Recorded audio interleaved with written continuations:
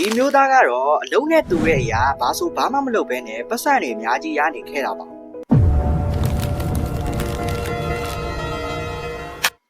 ဒီမျိုးသားရဲ့နာမည်ကတော့ရှိုဂျီမိုရီမိုတိုပဲဖြစ်ပါတယ်ဂျပန်နိုင်ငံတိုကျိုမြို့မှာနေထိုင်တဲ့အသက်42နှစ်အရွယ်ရှိတဲ့ရှိုဂျီမိုရီမိုတိုဟာတနေ့တာကိုဘာအလုံးမှထူထူထူးထူးလှုပ်တာမျိုးမရှိဘဲနဲ့ပုံမှန်သွားလာလှုပ်ရှားရင်းနဲ့ပဲဝင်ငွေတွေအများကြီးရနေခဲ့တာပါ။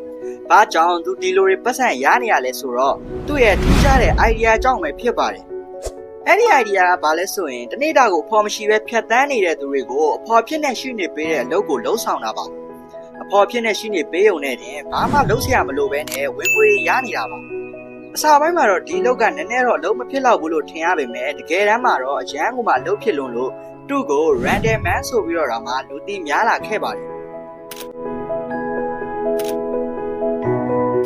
သူဒီလောက်ကိုမလုပ်ခင်ကပုံမှန်ရုံးဝင်တဲ့တယောက်အနေနဲ့ပဲလှုပ်ခဲ့တာပါ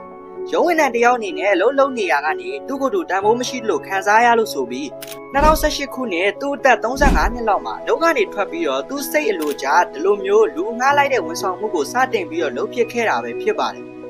အစပိုင်းမှာတော့သူကသူ့ကိုငှားရမ်းကနေနဲ့လမ်းစေးလောက်ပဲယူခဲ့တာဖြစ်ပေမဲ့နောက်ပိုင်းမှာတော့ငှားရမ်းတဲ့လူတွေကရမ်းများလာတော့ငှားရမ်းတဲ့လူတွေရဲ့လိုအပ်တဲ့ဝန်ဆောင်မှုပေါ်ကိုမူတည်ပြီး$65ကနေ$195ကြားသူ့ရဲ့ဝန်ဆောင်ခကိုသတ်မှတ်ထားခဲ့ပါတယ်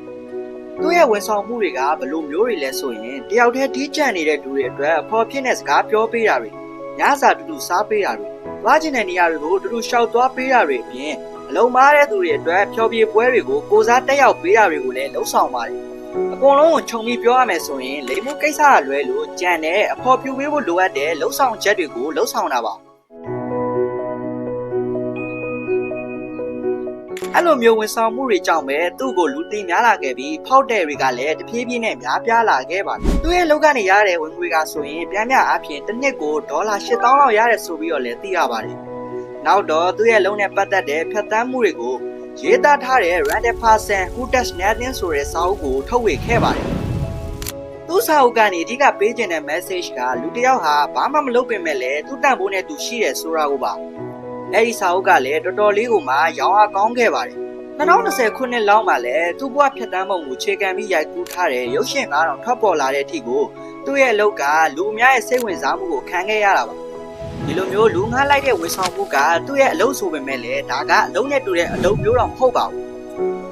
သူကပုံမှန်သွားတာလှုပ်ရှားရင်းနဲ့ပဲဝင်ငွေရနေခဲ့တာပါဒီလိုမျိုးတွေကြောင့်ပဲဒီလူကလူအများရဲ့စိတ်ဝင်စားမှုကိုခံခဲ့ရတာဖြစ်ပြီးတော့မီဒီယာတွေတော်တော်များများမှလည်းအလုံးနဲ့တူတဲ့အလုပ်ကိုဘာမှမလုပ်ဘဲနဲ့ပတ်စံတွေရနေတဲ့လူဆိုပြီးတော့ပေါ်ပြခြင်းကိုခံခဲ့ရတာပဲဖြစ်ပါတယ်